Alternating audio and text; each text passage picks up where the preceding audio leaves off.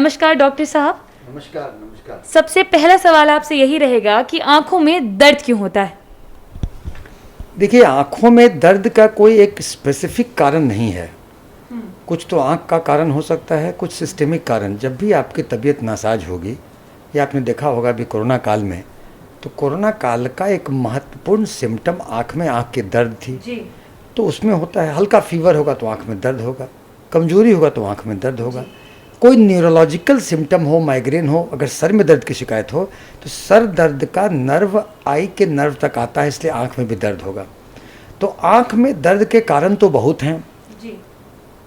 कुछ शारीरिक हैं, कुछ मानसिक हैं, कुछ अपने अपने अपने डेली रूटीन से संबंधित हैं, इनके कारण होते हैं। सारे कारण आँख के कारण नहीं होते हैं, मगर कुछ प्रमुख चीज़ें आँख के कारण होती है। इसके बाद जानना होगा जी। कि आँख में अगर दर्द है तो ज़रूर देखना होगा कहीं कोई चश्मे की ज़रूरत तो नहीं है। जी। अगर आपको चश्मे की ज़रूरत होगी और तो आप आँख पे ज़्यादा जोर लगाएंगे तो आपकी आँखों में दर्द होगा। जी। उचित चश्मे का नंबर लेकर के आपकी रोशनी बढ़ जाती है, आपकी आँखों का दर्द ठीक हो जाता है। इसी तरह आँखों में जो प्रेशर बढ़ जाता है, दबाव, तो दबाव में भी दर्द हो सकता है। जो एंगल क्लोज़र हो चाहे ओपन एंगल हो, दबाव बढ़ने का, दबाव भी नाप लेने का कारण है लंबे देर तक। आँख में अगर वृद्ध हैं, उनके आँख में अगर दर्द होने लगा तो आँख में जो कुछ बीमारियां होती हैं लाली के साथ होती हैं, जिसे कहते हैं यूवियाइटिस, आयराइडोसाइक्लाइटिस, आँखों के लेयर का इन्फ्लेमेशन, तो उसमें भी आँखों में दर्द होगा। तो आँखों के दर्द के कुछ कारण होते हैं, कुछ सिस्टमिक कारण होते हैं। इसलिए आँखों का दर्द कोई एक स्पेसिफिक कारण को जनक नहीं है। आँख के दर्द में हम आँखों के कारण को भी देखेंगे और सिस्टमिक कारणों को भी देखेंगे कि उसमें कोई शारीरिक समस्या है या मानसिक समस्या है, या अपने आहार व्यवहार के दौरान के नहीं भूखे रहिएगा तो दर्द हो जाएगा आपकी आँख में, टेंशन करिएगा तो दर्द हो जाएगा, बहुत जगे रहिएगा तो दर्द हो जाएगा। तो आँख में दर्द एक स्पेसिफिक सिम्टम नहीं, बहुत सारे सिम्टमों का होता है कि सिम्टम में आप उन सब चीज़ों को, तो आप कौन से चीज़ पर चाहेंगे कि हम प्रकाश डालें, तो वैसे चीज़ पूछिए तो हम उस पर जवाब देंगे। सर, अगला सवाल ये रहेगा कि आंखों से अक्सर पानी आने की समस्या बहुत से लोगों को होती है, तो ये आंखों से पानी आना, ये क्या किसी बीमारी का संकेत हो सकता है या फिर सिर्फ ये चश्मा लगने की निशानी है?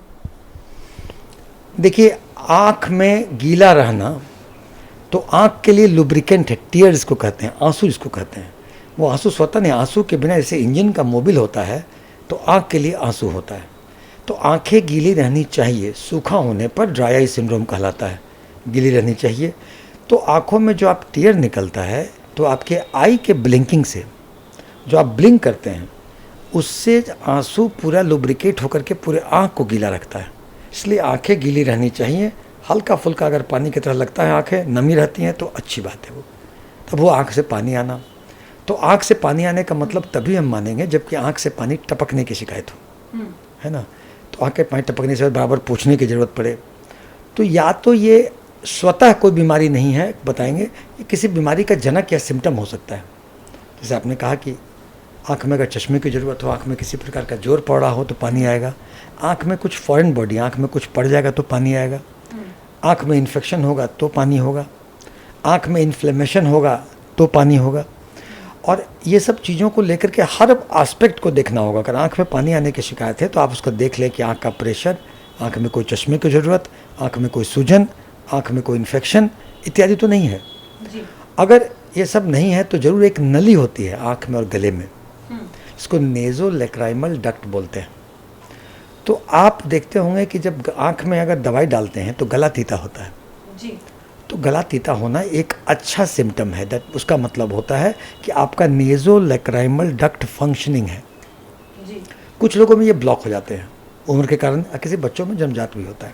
तो जब ये ब्लॉक होगा तो आंसू का जो ड्रेनेज सिस्टम है कि आंसू आया और आँख से नेज़ोलैक्राइमल डक्ट होते हुए वो गले में चला गया, जी।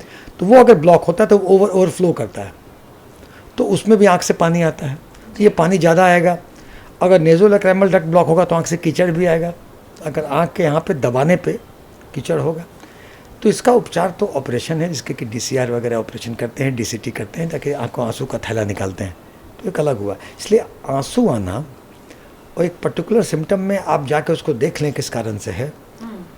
आप आँख का सिम्टम निकाल लें, आँख का नली साफ़ कर लें, और उसके बाद भी अगर किसी को आंसू आता है तो मानेंगे कि रिफ्लेक्स हाइपर सेक्रेशन है, या उसे कोई चीज़ से एलर्जी है, मान लीजिए उसको ऊपर वाले ने दे दिया बिहार में रहना और उनको चाहिए था कनाडा में रहना, तो ऐसे लोग कहने का मतलब पोल्यूशन के कारण भी हो सकता है। रिफ्लेक्स हाइपरसेक्रेशन किसी को हवा लगने से होगा, या आज के समय में लोग बाहर निकल ही नहीं रहे हैं, इतना ज़्यादा लैपटॉप मोबाइल ऑन स्क्रीन पर हैं कि आँखों में बाहर निकलने के धूप देखने का, हवा देखने का बर्दाश्त करने की शक्ति नहीं है। तो ज़रा सा धूप हवा लगता है आँख में तो रिफ्लेक्स हाइपर सेक्रेशन होने लगता है। तो उसका है कि अपने व्यवहार में चेंज करिए, पोल्यूशन को देखिए। तो ऐसे वेक सिम्टम नहीं है, कोई बहुत घबराने की ज़रूरत तो निश्चित ही नहीं है। अब अगला सवाल ये रहेगा कि जैसे एक शिकायत ये हो गई कि आंखों से पानी अक्सर ज़्यादा आता है, लेकिन एक ऐसी ही शिकायत और आती है कि अक्सर आंखें ब्लरी हो जाती है, मतलब देखने में ऐसी कोई खास समस्या नहीं है मगर देखते देखते कभी चीज़ें एक धुंधली तस्वीर की तरह नज़र आने लगती है, ऐसा क्यों होता है?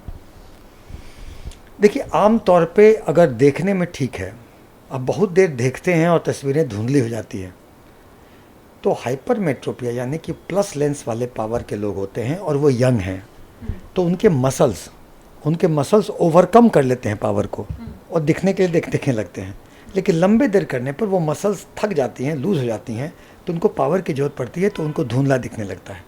तो उसको कहते हैं कि लेटेंट हाइपरमेट्रोपिया जो मैनिफेस्ट हो जाता है। तो वैसे लोगों में निश्चित ही नेत्र जांच करा के चश्मे का नंबर ले लें ताकि ये चीज़ न हो। लेकिन बाकी धुंधला होने का सवाल क्या हुआ? जैसे मान लीजिए कि कोई व्यक्ति है, काम में लीन है, खाया पिया नहीं, पानी नहीं पिया, झटके से उठा ये काम, तो वो कमजोरी से भी अचानक ट्रांजिएंट धुंधलापन दिखाई दे सकता है।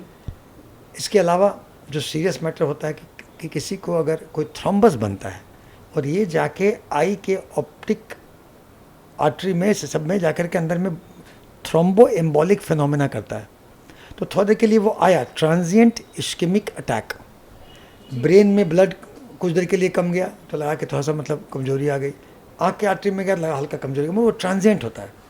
तो उसके लिए भी देखना होता है कि अगर कोई ऐसा अगर बार बार होता है तो कोई सिस्टमिक कारण नहीं हो।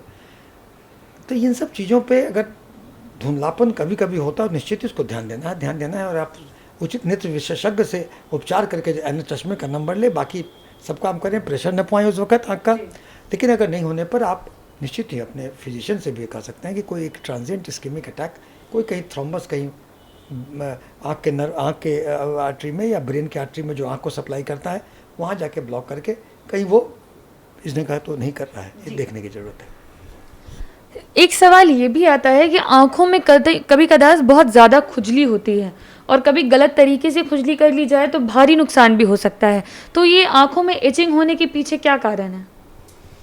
सबसे प्रमुख कारण और प्रमुख सिम्टम इचिंग जो है आँखों का एलर्जी से है।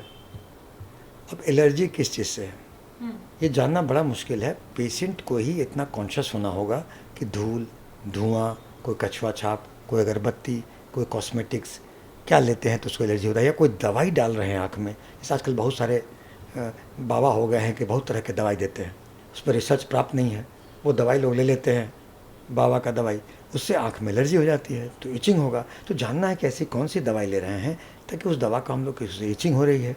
तो इचिंग की बात अगर कर लें तो इचिंग में एलर्जी के कारण होता है, कोई दवाई डालने से, कछुआ छाप, कोई भी किसी धुआं से, धूल से, तो आदमी को वो कॉन्शियस होना होगा इचिंग क्यों हो रहा है।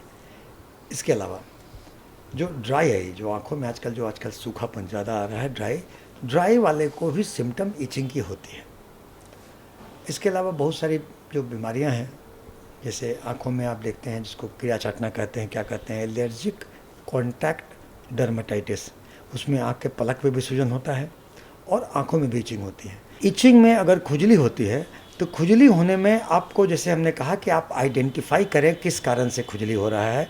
इसके बाद अगर ज़्यादा खुजली हो तो एंटी एलर्जिक आई ड्रॉप या स्टीरॉयड आई ड्रॉप का प्रयोग करें, जो आप प्रयोग करेंगे तो, लेकिन ये दवाई तभी तक लेनी है जब तक कि इचिंग हो, कम होने पर छोड़ देना है, क्योंकि स्टीरॉयड आई ड्रॉप का सेवन करने से आंखों में समस्याएं आती हैं, इसलिए काफ़ी मजबूरी में लेना है, कम समय तक लेना है। और लोगों को ये स्टीरॉयड आई ड्रॉप अगर थोड़ी बहुत खुजली हो तो अवॉइड कर लेना है, आँख मलने का मन हो हल्का मल लेना है। तो खुजली करने से कोई आँख को डैमेज नहीं है, लेकिन तब भी अगर आँख को आप जोर से मलते हैं तो आँख एक नाजुक अंग है, उसको आप प्रभावित कर सकते हैं। खासकर अगर आपको हाल में अगर मोतियाबिंद का ऑपरेशन हुआ है या कोई भी सर्जरी हुई है, खुजली हो रहा है और आप मल दे रहे हैं, तो मलने से दिक्कतें आएंगी। तो अगर कभी मलने की ज़रूरत भी पड़े तो ये जेंटल होना चाहिए कि मले, वो आदत में डालनी है।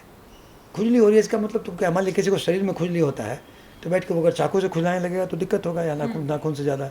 तो थोड़ा सा खुजली, अगर आँख को नाचो, आँख एक नाजुक अंग है, उसको रेस्पेक्ट करते हुए अगर खुजली करना भी है, मलना भी है, तो थोड़ा सावधानी से।